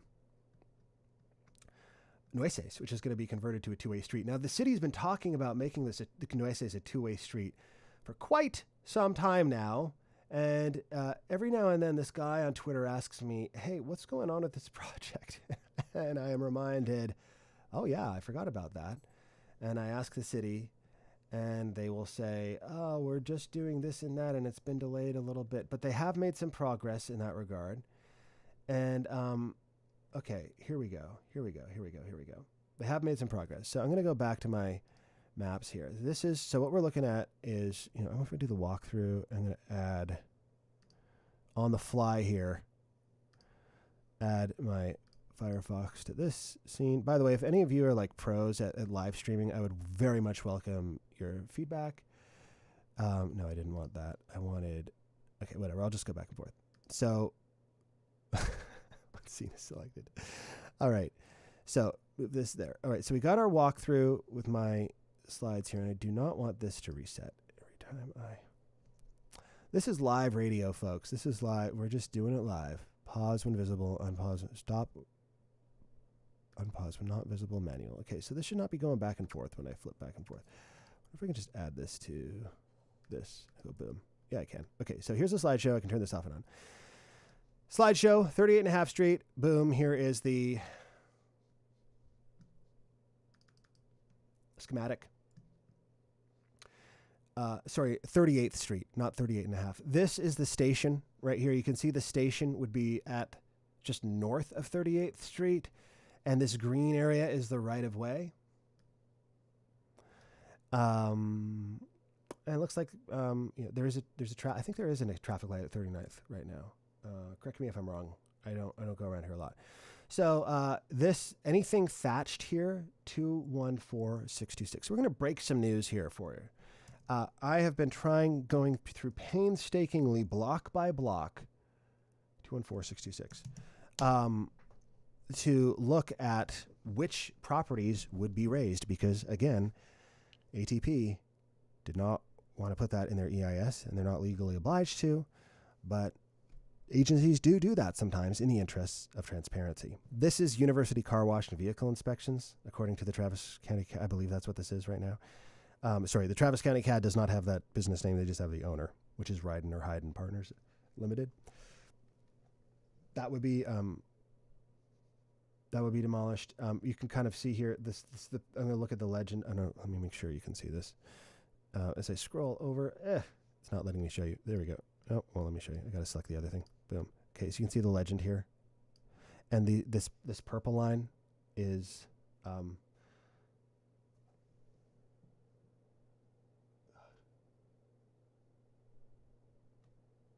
Proposed right of way.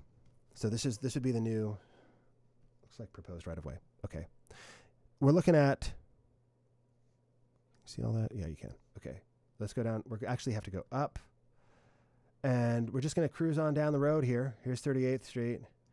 You can see this is a 214621. I have a spreadsheet. I've been trying to figure, this is a Jiffy Lube. That would be torn down, relocated, of course. Moving down here, we're passing 38th Street. This is 215586 is a Groovy Lube, I believe. It may have changed. I know a lot of these changed. I think there's food trucks there. Coming down the way here, this would be an opportunity for folks to cross over, or rather the trains to cross over, I believe is what those are. And these are proposed Metro bike stations. I am not an engineer, so I'm just going by the legend here. Hacking together the knowledge where I can. And you can kind of see these street reconfigurations. Like the green here is the right of way for the light rail, which allows it to go so much faster than you're skipping through traffic. So imagine there's gridlock here. The right of way is like, the light rails is just zipping on by. As you show the elevations. And so this 211 is this is across from Wheatsville Co-op. I know I identified that property. It is My Cleaners and Alterations, I believe. This is Wheatsville. I think they're relocating. They said they had to relocate because of the Project Connect project. You can see their building is not affected. But they were claiming that the way that their delivery trucks back in and out, it would mean that their delivery trucks would no longer be able to make deliveries, so they had to relocate because of that. But the owner was clear he did support the transit project. So there you go. Now things start to get a little bit interesting. We're approaching 29th Street, and this is Salsa Limon, I think. I just drove past here. You can see how this street would get reconfigured here to sort of 30th Street. Right now, you if you're familiar, you got to do this sideways. You turn right and turn left to keep going. Here they would align the street a little bit differently. And then one of the largest areas of well, not the largest certainly, but this is Out of the Closet, which is kind of a thrift store. That's definitely still there.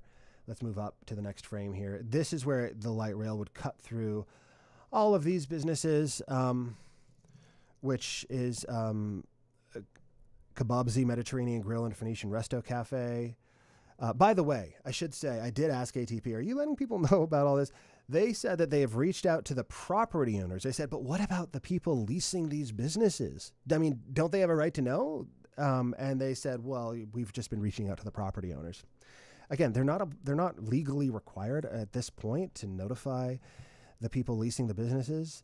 But this always becomes an issue when they put this information. This is public information, and they're just not telling anyone. Yeah, it takes like 2 clicks to find out the name of the property, but here it is. But here, the point of this is so that the light rail line is more aligned, so that they're not doing this harsh turn, so that the ride quality is better.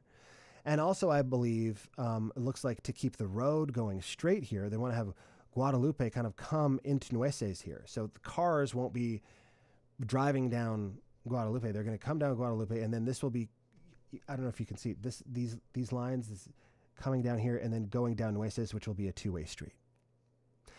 208, you may know 208-323 is the Nexon. This is a gas station. 211. Do you want me to tell you all these? 211-454. Little Patagonia Empanadas and Cafe, and 211-451 is SIPFA. I think did this used to be Ruby's, or was that this one? I don't know. It's now this one is SIPFA.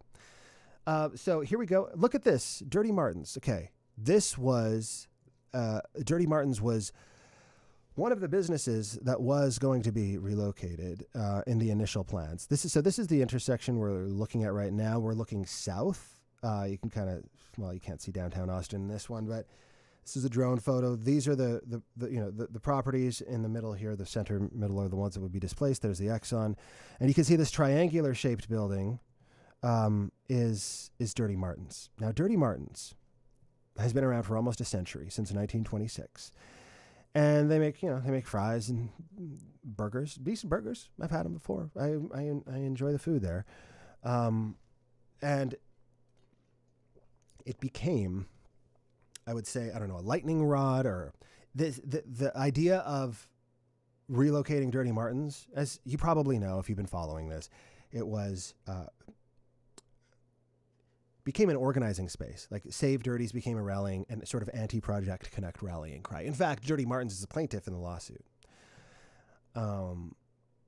because they didn't want their property to be displaced. Now, what happened was that became very, they had a online petition gathering. I think they had 25,000 signatures, and they had the support of, a local historical organization saying, you can't tear down this historic building. ATP said, well, what they were trying to do was they were trying to avoid hitting any of these properties, which are all residential. They really don't want to move any. They'd rather, no good options, but if they have to displace a business, rather do business than residential, is what the message that they've been sending. But what they said was, there's no way for us to have this right of way in here and save Dirties. Well, it turns out, I guess there is. So they did inform Dirty Martin's about this with a letter a while back, but they never sent anything certified to the guy, to the owner, and he was a little frustrated for some time because he was like, "Can you just guarantee me this won't happen?" ATP was he sent registered letters to them saying, "Can you please just give me something in writing that says you're not going to?" Well, now he has this. So this is showing that Dirty Martin's won't be displaced by this project. So here we are looking at Guadalupe Street. We're looking north, and you can see, a bunch of these businesses, actually. It wasn't just Dirty Martin's. There was more than a dozen that would have been displaced. Some of them are still being displaced, the ones that were at the corner at 29th. And so what we're looking at basically now, but I found this interesting. So here's the proposal is basically to have a station right here at 29th. So Dirty Martin's may in fact benefit from this if the ridership is as projected. There's going to be a lot of foot traffic around here. You get off the light rail and maybe you're hungry. There is an In-N-Out right there, and I think there's a Whataburger right there. So you've got 3 burger places within a 1-minute walk. But that there, so this is the 29th Street station, and here we're turning, and we're getting close to KUT actually, 27th Street, and we're gonna go down. This is looking down Guadalupe Street. This is where we're heading now. All right, going down Guadalupe Street. Let's move up. Oh, and we're at 26th. Okay, this was the other sort of interesting displacement area. Now, this right here, this is KUT. We're right here at the corner of Dean Keaton and Guadalupe. I am not there right now, but this is where the station's located. Proposed Metro bike stations. There actually is a Metro bike station right here right now, so I guess they want to move it over here. But look at this. These red thatched areas, this would be torn down. And what are those? Well, I don't have a drone. Oops. Sorry. I don't have a drone photo. This is looking down Dean Keaton, and we're looking at, you can see how it would plow through those businesses. I did bring it up in Google Earth earlier, and now I lost it. But basically, it's Jen's, Copies, Moody's Kitchen and Grill, and then another business. Forgive me, I forget the name because it's constantly changing. It's very difficult to stay in business in some of these locations because of the seasonal nature of the foot traffic, with the school sometimes in session, most of the time in session, but often not. And so having worked at KUT for many years, first across the street and now in the current building, we've witnessed this change. RIP Slices and Ices. I definitely missed that one. It's probably my favorite one that went away. If you know, you know. But hey, hole in the wall, it won't be. This is hole in the wall. It will not be affected. I mean, it won't be damaged at all by this. But the idea is, if Nueces is the north-south route, the idea is to have Dean Keaton come through here, because you wouldn't be able to take Dean Keaton, turn right, and then turn left on 26th Street like you can now. And this is a 7-Eleven right here. You can see the 7-Eleven would lose its gas. It wouldn't be able to get gas at 7-Eleven anymore, I guess, unless they move the fill stations here. But I don't know. So other changes here. There's a lot more than just displacements on this map, though. There's new traffic signals. This is a new traffic signal. There's not a traffic signal at 25th now. I'm not sure. I guess maybe you could cross from 25th to 25th. Excuse me, because I'm not sure what else. That must be what that's for. Again, I'm not an engineer, and I've not gone through this page by page with ATP, but I do have some nicer looking maps that I just got yesterday. They don't show everything in here, and I'm not as used to them. I didn't go through those block by block. But all right, moving along here. Let me just show you. Okay, this is getting still interesting here. So now we're looking down Guadalupe Street. This is a drone photo looking north toward 24th Street, and we're getting to basically where this station would be. This would be the University Station. You can see where it would be located. So right here, 23rd, it would be just south of 23rd Street. Got traffic lights here. Let's move up here a little bit. So it would be kind of like right in, I don't know if you're familiar with the campus, it'd be kind of right in, this is the rendering. There's another rendering. This is an older rendering. Kind of right in front of the West Mall area where it says Texas. That's basically kind of whereabouts it would be. This is, if you're on the UT campus, this is one of the busiest, if not the busiest, pedestrian crossing. So it kind of makes sense that they would put it here because it's a ton of foot traffic, all these stores up and down the drag. So let's keep rolling on here. We're riding the light rail line. It's 2033, and we're just cruising, y'all. We're riding it now, and okay, we're coming to MLK. Here's the 7-Eleven. Bye, 7-Eleven. That would be torn down.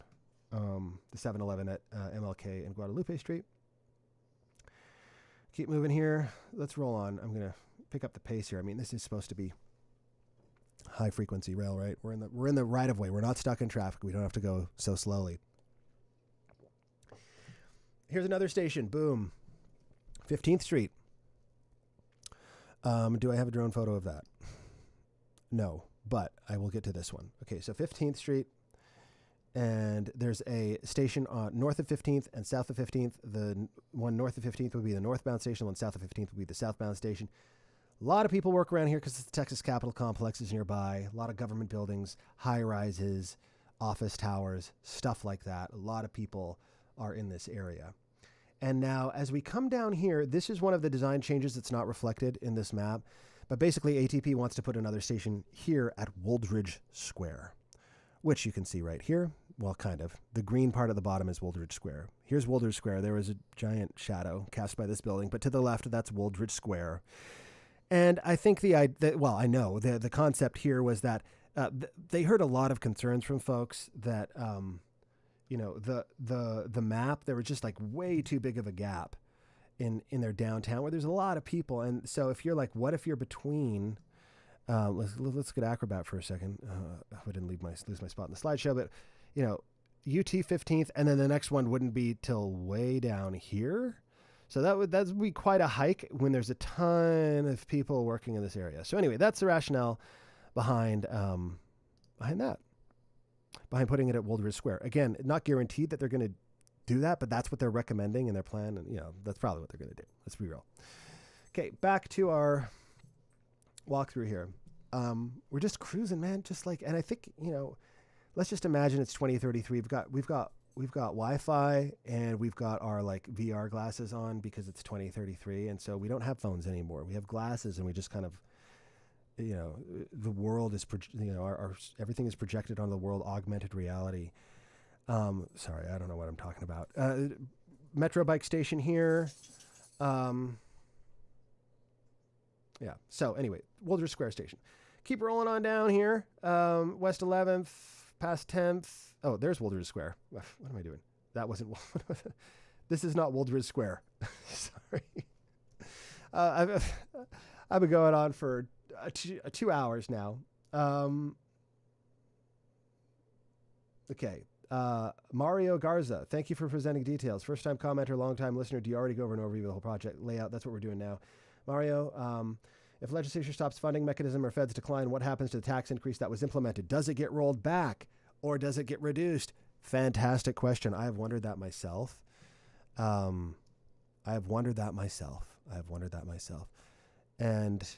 I don't know the answer. I mean, the plaintiffs in the lawsuit say absolutely it gets reduced because you're no longer fulfilling the obligations that authorize the tax increase in the first place. So maybe even if the city doesn't automatically reduce it, that there might be a lawsuit to attempt to reduce it.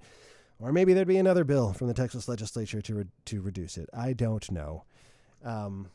It is a very good question. And I think the plaintiffs who are suing to stop this are very much hopeful that it does get reduced or eliminated because it is a sizable chunk of your property tax bill. Has Cat Metro talked about the Texan Rhino? Has Cat Metro talked about trains getting signal priority at intersections? Yes, and I should have mentioned that. Trains will have signal priority at intersections. What is signal priority? It just means like you're coming to the intersection, the traffic signal is like, oh, a train's coming. I'm going to adjust my timing to accommodate that train. And boop, green light. Not always necessarily like instant green light all the way through. If it just turned red, maybe not, but that my understanding anyway, correct, someone who knows more can correct me, but that's the basic gist of it. Sorry, I'm just laughing at how long this is going. Yeah. Okay. So let's go in. Let's keep going. Let's keep rolling here. And if you're with me, if you've been with me the whole time, like props to you. You are my people because I'm all about nerding out on this. If I wasn't live streaming right now, I would be doing something like this, or I did do something like this already, going through these properties, going through this, looking like block by block to see what's going on. Because I am well, that's my job, but also I do find it interesting, and it is just curious. So 196858, have I found this property? I don't believe I noticed that one. Oh no, I did. This is the downtown Austin Motor Bank right here that would get displaced. The red thatched area. There's right across from Wooldridge Square. In fact, probably see it in our side. This one, this motor bank. I always wondered, what is that thing? It's like giant surface parking lot and then like a drive-through thing. It's a drive-through bank, in case you were wondering. Okay, I think it's Dr. Pepper time.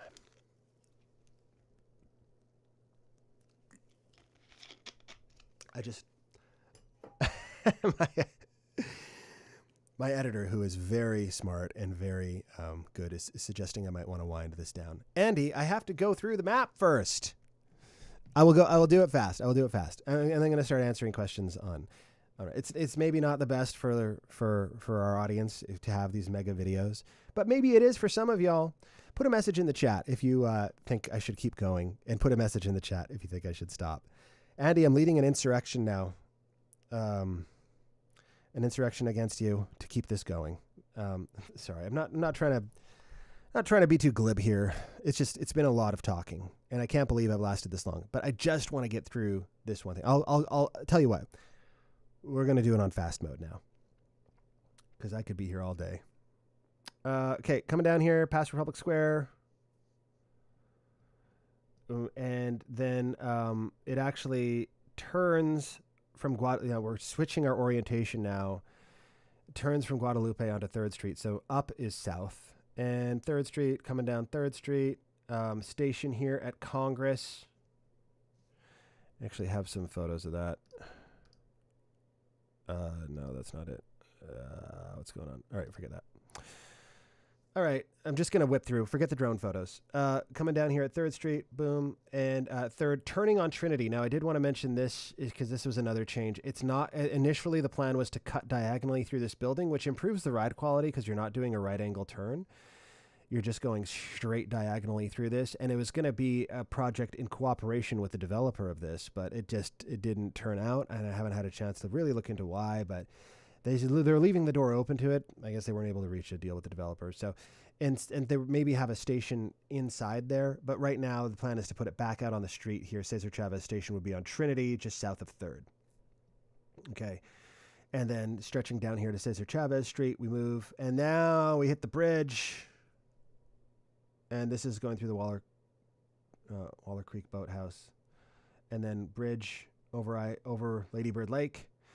This would have pedestrian and cyclist lanes coming on through. At this point, now this is not reflected in this map. Not that you can really see the Well, you can see the elevations here, but you see how this comes out. It's like elevated and then comes down to waterfront. They want to keep it elevated, so waterfront station would be elevated right here on the current Statesman site. Which is primed for redevelopment, I believe, and then this magically, that's it. That's where it ends. No, it doesn't. It keeps going, and but our map is shifting here, so we're going to shift just in the interest of expediency, so I don't drive my editors insane. I apologize.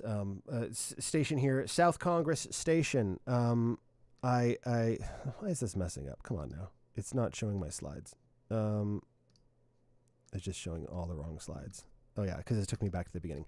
I did just want to show you this real quick because I got a drone photo of it, y'all, and it looks interesting. South Congress Station. Do we have renderings of that? No, we do not. Okay, so we're moving on back. I guess I didn't put it in there. Whatever. You know what South Congress looks like. This is sort of lower down, like before the hill, basically. Sort of, Longbow Lane, if you know the area. And coming up west, up Congress, a station here. This is the Oltorf Station. The Oltorf Station at Congress and Oltorf. And there are plans. There's some more displacements here. I might do a separate stream going into more depth with everything here. But basically, there's going to be a park and ride. The plan is to have a park and ride with 150 spots right near Oltorf and Congress. So here we are. Boop-a-doop. Here's just more of the Congress. We're just going in a disjointed fashion here. Moving on down South Congress Avenue. Okay. Elizabeth Street. And a station here. Academy Drive. West James. This is that area. Sorry, I'm losing steam here, my friends. South Congress. This is sort of turning through these existing properties, as you can see, crossing these parking lots, because it has to split off in two directions, right? One direction up Riverside, one direction down Congress. And so the last sort of thing, I'll zip through the end of it, but the last couple things I just did want to emphasize, and I don't even need these maps to do it, because I'm over time here, y'all. I'm just being greedy now. I just wanted to point out one thing, which is there are plans to have the rail line elevated down Riverside Drive. So it would stay elevated across the waterfront station, Riverside Drive to Travis Heights Boulevard, and that's where it would lose the elevation. So it would actually look like this down Riverside Drive, like you're something like this. Maybe not exactly like this. I don't know if this is actually the Riverside Drive. That's South Congress. These are just proposals, and I'm just getting sloppy now. But this is how it would cross I-35 at grade, at street level, and then zip on down East Riverside. Boop-a-doo, we're almost done. Riverside Drive. Instead of Faro, here's Pleasant Valley Station. You can see where it would be located, sort of just east of Pleasant Valley Road, and continue on. The Faro Station would be deleted, and they'd add their Grove Station instead. See, that's where the Faro one would be. But they thought Grove might be better because ACC is there, and there's affordable housing development that could be planned for there in the future. And then Montopolis Station at just east of Montopolis Drive.